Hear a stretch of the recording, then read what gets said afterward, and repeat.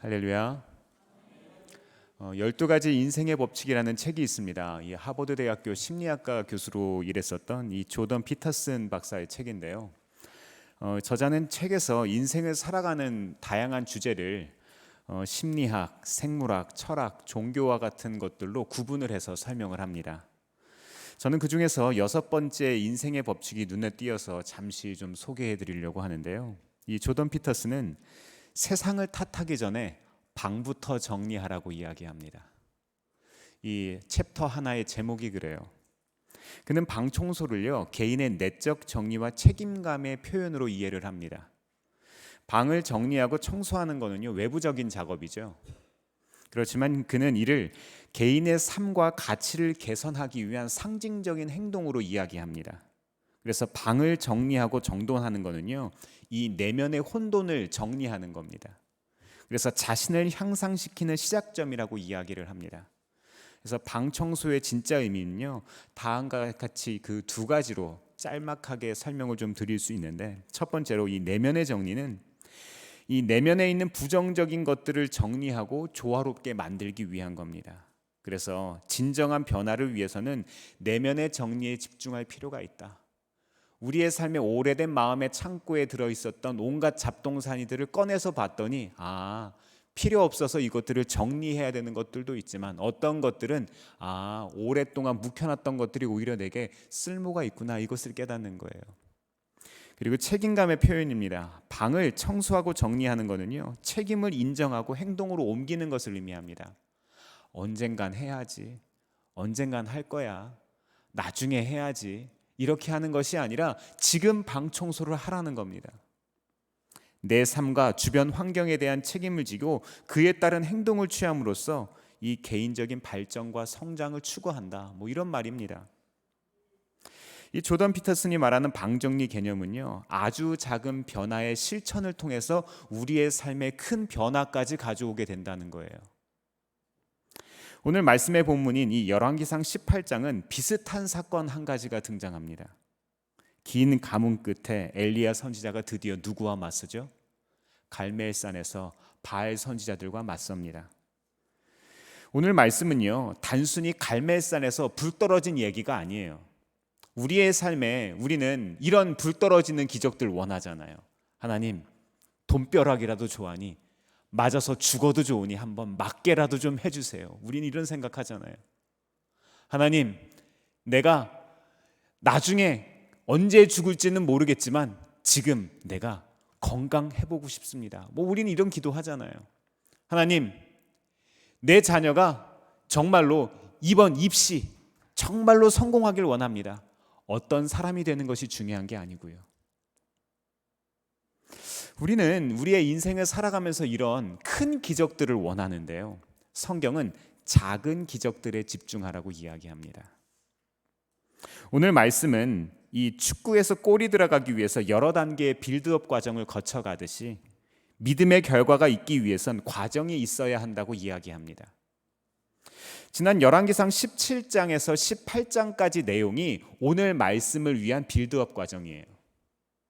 하나님은 2명의 사람을 훈련시키셨습니다. 17장에서는 누구였죠? 엘리야. 하나님은 엘리야를 훈련시키셨습니다. 우리는 능력의 선지자로 알고 있던 이 엘리야가 사실 능력의 가뭄을 경험하고 있던 것 아십니까?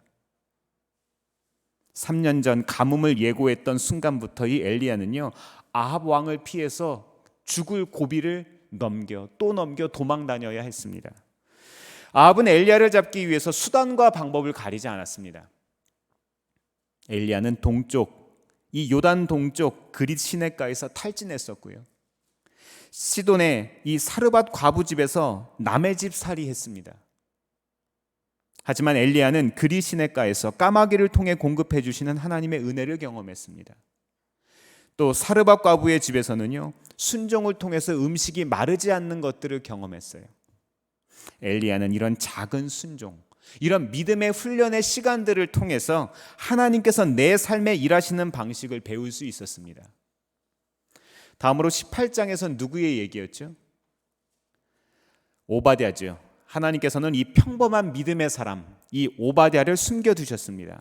오바댜는요, 하나님의 선지자를 살리는 사람이었어요.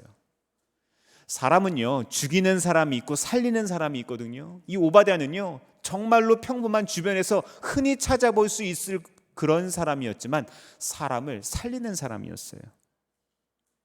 그리고 가뭄을 끝낸다는 이 하나님의 말씀을 왕에게 들고 가는, 즉 복음을 들고 가는 사람이었습니다. 여전히 세상이 두렵고 여전히 아합이 무섭지만 하나님의 말씀을 붙들 줄 아는 사람이었습니다.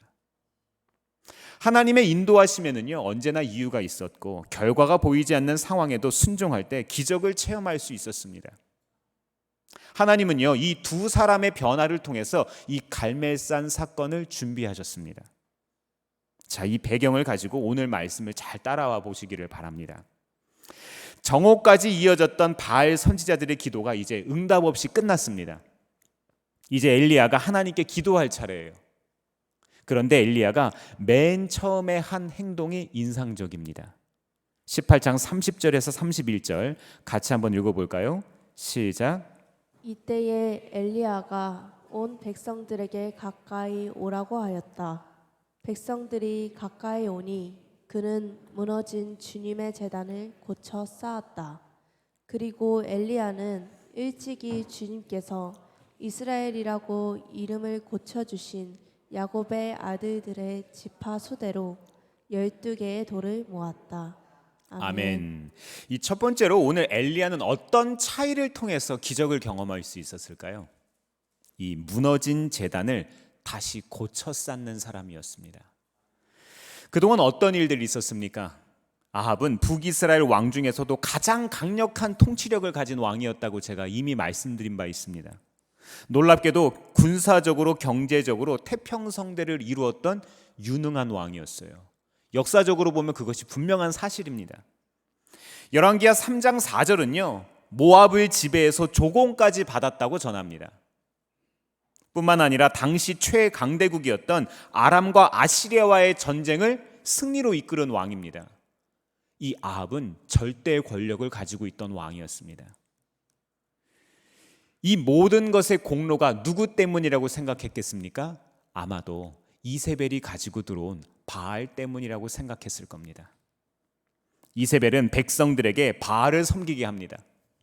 여호와를 믿는 사람들을 박해합니다. 하나님의 선지자들이 죽임을 당하고 여호와의 제단이 헐렸습니다. 아마 이때 갈멜산 제단도 헐렸을 거예요. 예배의 처소가 무너졌을 때 하나님을 향한 믿음이 무너집니다. 하나님을 향한 믿음, 엘리야는요, 이 부분을 바꾸고자 한 거예요. 참 놀라운 거는요, 제단 쌓는 것을 홀로 했습니까? 혼자 하지 않았습니다. 30절 말씀에 보면 엘리야는 모든 백성에게 가까이 오라고 굳이 이야기합니다. 왜 그랬을까요? 돌 12개 그냥 세우면 되는데 이거 왜 그럴까요? 왜 굳이 와서 보라고 했을까요? 가까이 나온 백성들이 오늘 일어날 일에 증인이 될 것이기 때문입니다. 그 사람들이 쌓지는 않았어요. 그렇죠? 엘리야가 쌓았을 겁니다. 문맥을 보면 그래요. 우리가 예배의 장소에 나오고 우리가 신앙을 지키는 이유가 다음 세대를 가까이 와서 보라고 이야기할 때 우리의 삶을 통해 역사하셨던 하나님께서 그들의 삶에도 역사하실 것, 하나님께서 살아계셔서 그들의 삶을 사용하실 것이라는 것을 보여준다는 거예요. 그들이 그것의 증인이 된다는 겁니다. 편리대로 내가 할 수 있다고, 내가 힘이 있다고, 그냥 나 혼자 하면 된다고 돌을 올려놓은 것이 아니라 함께 했습니다.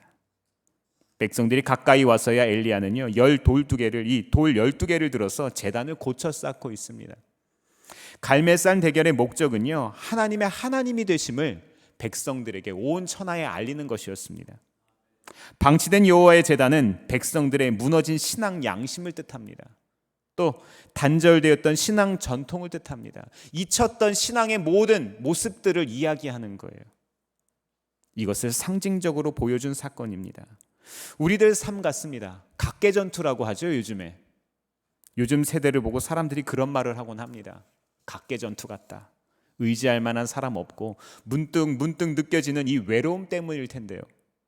엘리야 시대나 우리 시대나 참 비슷합니다. 우리 삶을 돌아보면 전문가를 한번 믿어보고 친구도 믿어보고 가족도 믿어봅니다. 근데 결국 인생을 살아가면서 깨닫는 비밀은 뭐예요? 다 내 마음 같지 않더라. 다 내 마음 같지 않더라는 거예요. 아무도 나를 진심으로 이해해 주는 사람이 없고 마음은 강팍해져 갑니다. 이럴 때 우리는 무엇이 중요할까요? 사랑하는 성도 여러분, 기본으로 돌아가야 합니다. 눈에 보이는 우상을 없애기 전에요, 황폐한 마음의 재단부터 다시 고쳐야 합니다. 우리의 삶의 영성이 회복되어야 합니다. 바라건대 주일 성수 우리가 하나님 앞에 온전히 하시기를 바랍니다. 근데 더욱더 바라건대 주일 성수보다 예배를 성수하시기를 바랍니다. 교회와 이 예배의 일상의 삶이 연결되어야 한다는 거예요. 신앙생활의 패러다임이 우리의 삶에 전환되기를 바랍니다. 그렇게 할 때 우리의 삶에 기적 같은 변화가 시작됩니다. 하나님의 일은요, 함께 하는 겁니다. 믿음의 길은 함께 걸어가는 거예요. 믿음의 가치가 회복된 사람만이 함께 할 수 있는 길이 이 길입니다. 하나님께서 갈멜산 사건에서 가장 바라셨던 기적은 뭔 줄 아세요? 하늘에서 불이 떨어지는 게 아니에요. 믿음을 잃어버렸던 사람들이 치유되는 겁니다. 믿음을 잃어버렸던 사람들이 회복되는 겁니다. 믿음을 잃었던 사람들이 하나님의 나라를 함께 바라보는 것이 가장 큰 기적입니다. 홀로였던 사람들이 함께 가는 것, 그것이 갈멜산 사건의 첫 번째 기적이었습니다. 우리 가운데 이런 믿음 회복되길 바랍니다.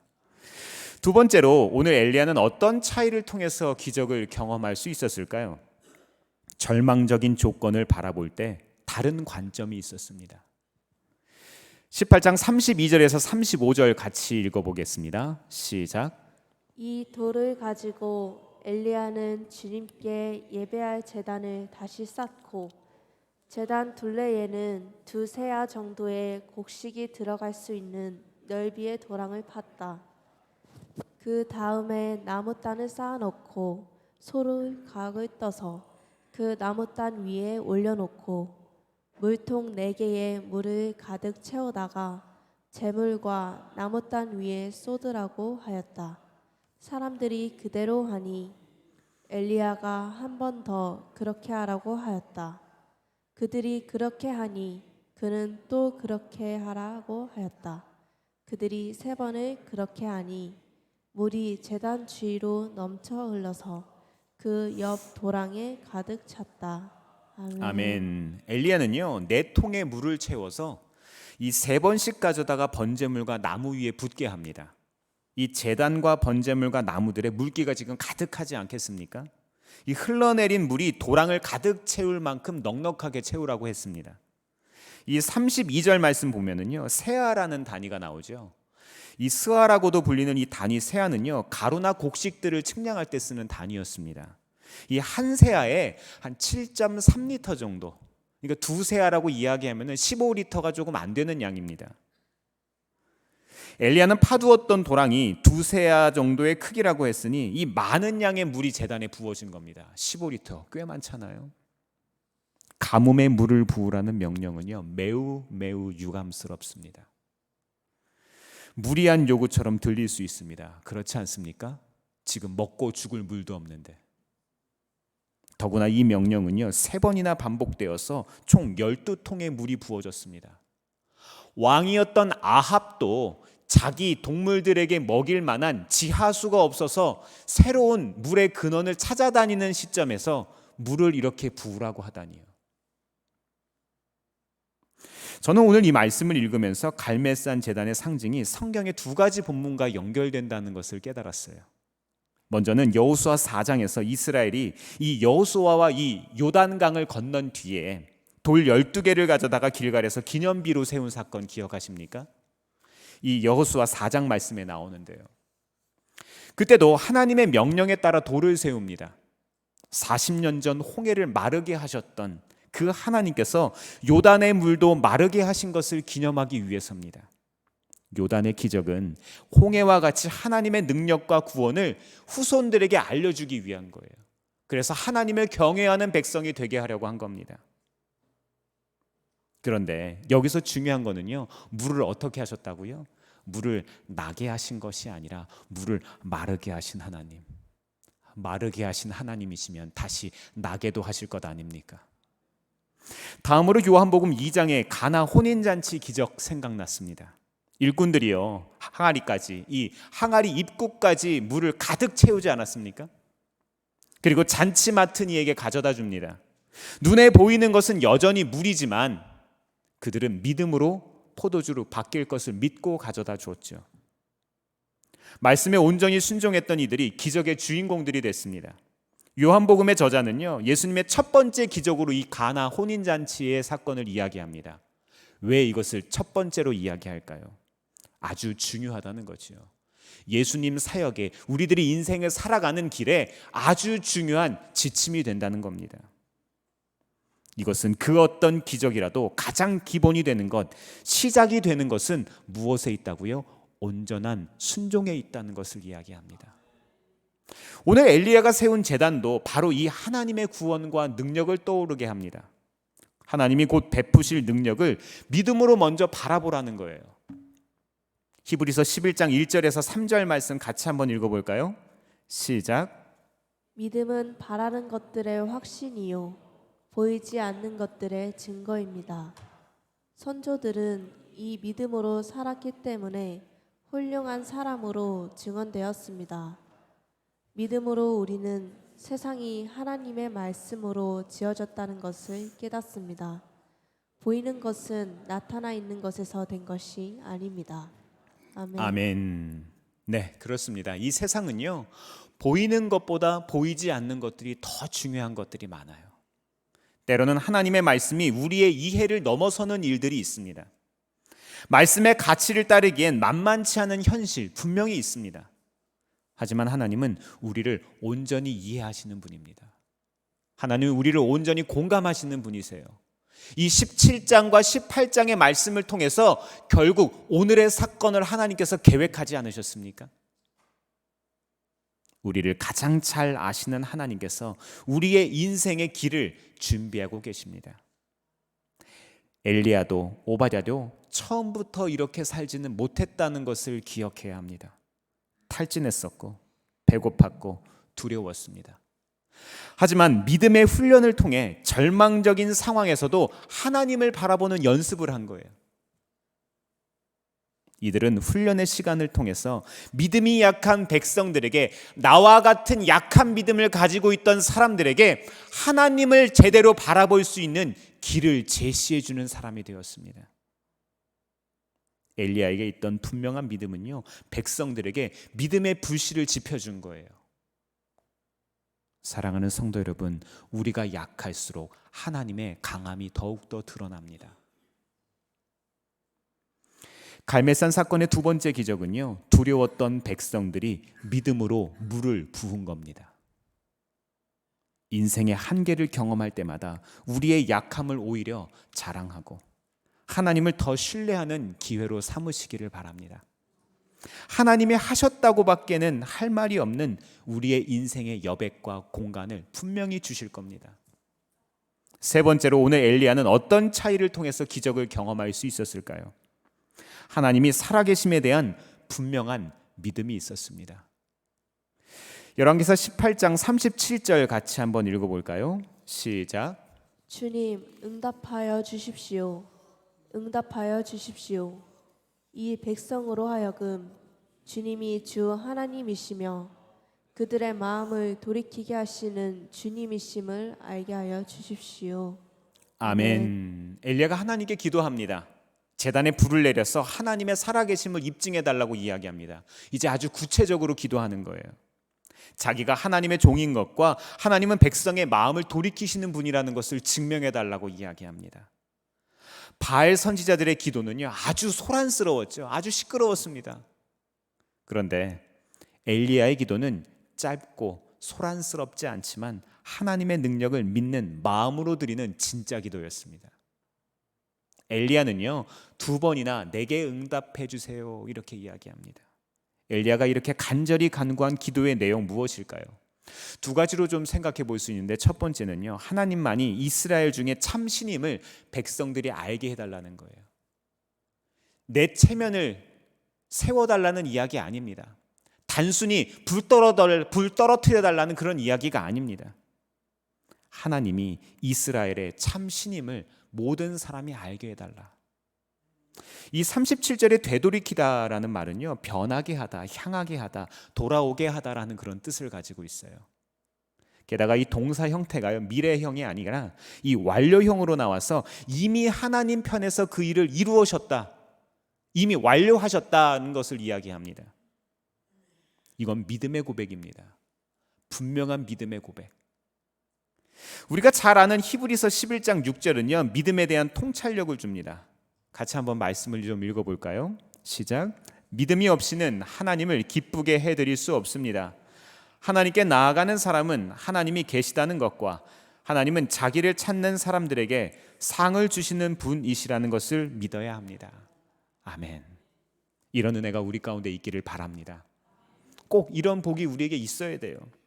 하지만 떨어지는 불보다 하나님 자체를 더 기대하시기를 바랍니다.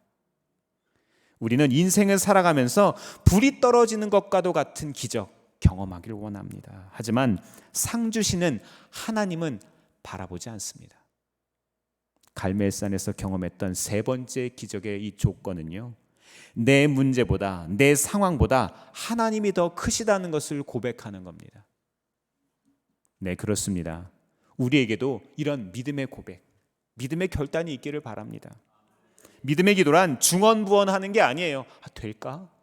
되면 좋겠는데, 됐으면 좋겠어 라고 이야기하는 게 아닙니다. 엘리야는 믿음의 고백을 했습니다. 하나님을 향한 확신, 하나님에 대한 신뢰, 이것 말고는 엘리야에게 유리한 조건이 없었습니다. 하지만 하나님은 그 한 가지를 보고 응답하셨습니다. 오늘 말씀의 41절 이하 말씀을 보면은요, 엘리야가 이 기도를 하고 큰 비가 내리는 장면이 나옵니다.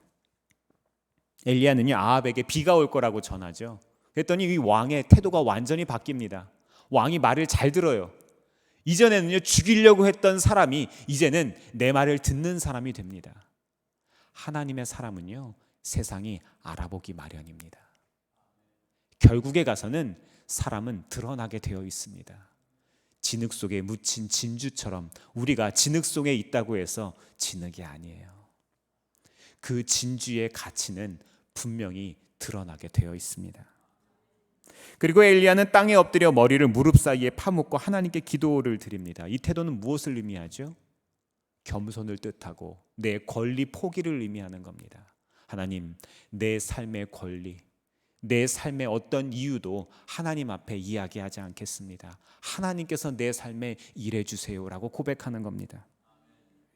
엘리야가 사환에게 지중해 쪽을 바라보고서 무슨 변화가 있는지를 한번 살펴보라고 이야기합니다.